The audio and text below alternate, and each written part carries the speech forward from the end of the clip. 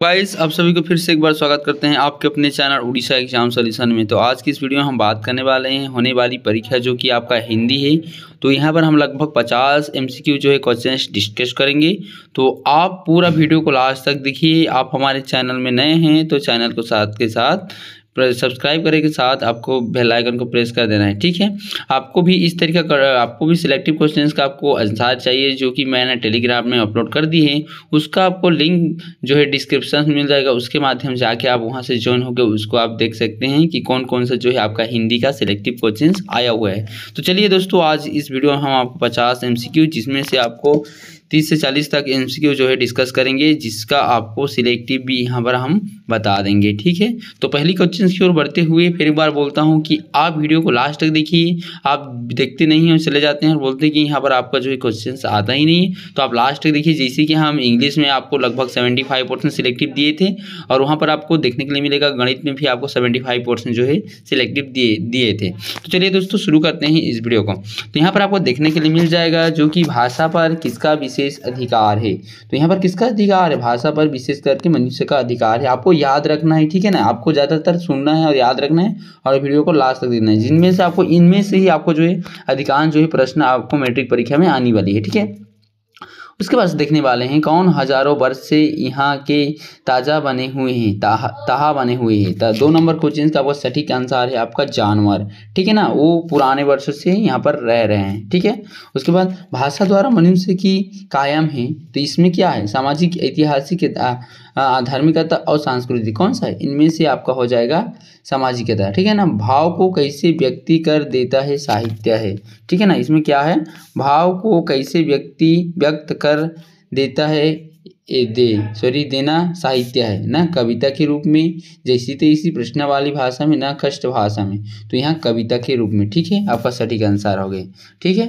अब देखते हैं परवर्ती प्रश्न जो कि आपका है पारिवारिक बातचीत कैसे होनी चाहिए, जो कि 5 नंबर क्वेश्चन का आपका सटीक आंसर है यहाँ शिष्ट अशिष्ट बेकार ना आत्मीयता। तो यहाँ पर आप हो जाएगा अशिष्ट, ठीक है ना।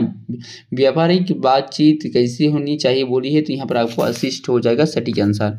उसके बाद परवर्ती प्रश्न जो कि देखते हैं 2 महाशय कहाँ रहते थे। तो 2 महाशय कहाँ रहते थे और कौन कौन कहा गया है इसमें, तो यहाँ पर आपको देखने के लिए मिल जाएगा जो कि कृपा शंकर के घर के सामने, ठीक है ना। कृपा शंकर के घर के सामने, इसको याद रख लेना है, ठीक है। तो यहाँ पर आपको देखना है जो कि बोध बोलते हैं ना, उधर से ही है, ठीक है। तो उसके बाद परवर्ती प्रश्न देखते हैं।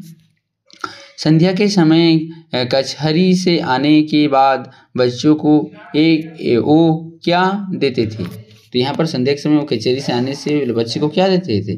नहीं, यहाँ पर आपको देखा खिलौना, पान तंबाकू, किताब, नहीं यहाँ पर पैसा और मिठाई, ठीक है ना। क्या देते थे? पैसा और मिठाई।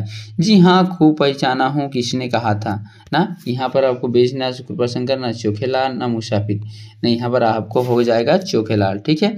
किसने कोई कुली बुलाई, ठीक है ना। किसने कोई कुली बुलाई, नहीं यहाँ पर ठाकुर, पंडित जी, मुंशी और कृपा शंकर। किसने? ना कृपा शंकर ने, ठीक है ना, ठीक है। उसके बाद परवर्ती प्रश्न देखते हैं। रामकृष्ण परमहंस के उपतक शिष्य कौन थे ना। यहाँ पर आपको 11 नंबर का स्वामी विवेकानंद, इसको आपको एक सब्जेक्टिव में सिलेक्टिव में रख लेना है, ठीक है ना। सन्यासी क्या करते हैं। उसके बाद यहाँ पर आपको 12 नंबर प्रश्न का क्वेश्चन से ना हमेशा परिवार में रहते हैं, ना धन कमाने की व्यस्त रहते हैं, ना सुख के साधना का त्याग करते हैं, ना दुख को अपनाना नहीं चाहते हैं। तो यहाँ पर आपको सुख के साधनों को त्याग करते हैं। उन लोग जो सन्यासी होते हैं, सन्यासी जो होते हैं उन लोग दुख से दूर भागते हैं, ठीक है ना। दूर से दुख नहीं, मतलब सुख से दूर भागते हैं, ठीक है ना। उसके बाद देखेंगे 12 नंबर प्रश्न जो कि आपका परवर्ती प्रश्न है। तो देश विदेश में भारत के नाम को रोशन करने वाली स्वामी है कौन? आचार्य भरत मुनि, ना स्वामी गोपालानंद, ना स्वामी विवेकानंद, ना आचार्य विनोबा। तो यहाँ पर आपको स्वामी विवेकानंद। तो यहाँ पर आपको एक प्रश्न जो है 12 नंबर प्रश्न को आपको ऑब्जेक्टिव में थोड़ा सा ध्यान रखना है, इसमें सटीक आंसर, ठीक है। उसके बाद देखना है किसने मान लिया कि भारतीय गरीब होने के बावजूद चिंतन और उच्च विचार के में अगुआ हैं। तो यहाँ पर आपको सटीक आंसर है ना अरबीवासी, ना अंग्रेज विद्वान, ना इटलीवासी, ना चीन के विद्वान। तो यहाँ पर आपको सटीक आंसर है अंग्रेज विद्वान। उसके बाद परावर्ती प्रश्न देखते हुए चले जाएंगे जो कि यहाँ पर विवेकानंद के अनुसार हर भारतीय मेरा क्या है। तो यहाँ पर आपको विवेकानंद के अनुसार जो हर भारतीय वो क्या है, उनके भाई के समान है। ठीक है। मधुर वचन किस प्रकार का मंत्र है, तो मधुर वचन आपका वशीकरण, यहाँ पर आमंत्रण पत्र के बाद वशीकरण और गुरु मंत्र या पूजा मंत्र, तो यहाँ पर वशीकरण, वशीकरण यहाँ पर आपको सटीक आंसर है। उसके बाद परवर्ती प्रश्न देखेंगे 17 नंबर जो कि हमें क्या त्याग करना चाहिए, ना कठोर वचन, मधुर वचन, ना हल्का फुल्का वचन, ना फिजूल वचन, तो यहाँ पर कौन सा होगा, ना हमें जो है अपना कठोर वचन नहीं, यहाँ पर आपको फिजूल वचन हो जाएगा सही आंसर। ठीक है। उसके बाद परवर्ती प्रश्न देखते हैं, जहाँ सुई की जरूरत है वहाँ किसको काम में लगाने की जरूरत नहीं है, तो यहाँ पर आपको किसे, ना कलम, चाकू, लाठी, तलवार, तो कौन सा, तो यहाँ पर आपको जहाँ सुई की जरूरत है वहाँ किसको काम में लगाने की जरूरत नहीं, तो यहाँ पर आपको सही आंसर हो जाएगा कलम। ठीक है ना, क्या हो जाएगा, कलम। इसको भी आपको मन में रखना है, थोड़ा आपको ध्यान दे के इसको रख लेना है, कभी कभी इस तरीके से ये आ जाता है। ठीक है। कैसे मनुष्य अच्छी मृत्यु कहलाती है, तो इसको आपको परमानेंट पूरा मोस्ट इम्पोर्टेंट है, इसको आपको याद रखना है। ठीक है।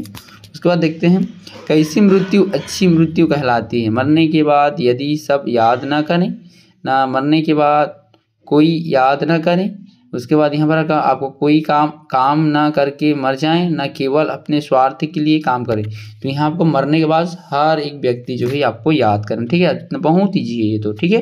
उसके बाद पुराण प्रसिद्ध पुरुष किसे कहा गया है, तो यहाँ पर आपको किसे कहा गया है, ना माता को, चाचा को, ना पिता को, ना दादाजी, ये आपका विवेकानंद में ना पिता को। ठीक है ना। उसके बाद सनात चांद आपको करते ना डेस्क में शून्य स्थान की पूरी जाती है, तो यहाँ पर आपको किसमें, यहाँ पर आपको गर्भस्थित में। ठीक है। उसके बाद परावर्ती जो कि आपको प्रश्न है, कर्मानुसार क्या मिलता है, ना कर्मानुसार जो आपको जैसे कर्म करेंगे उससे उसका आपको फल मिलेगा, तो यहाँ पर आपको फल हो जाएगा आपका सही आंसर।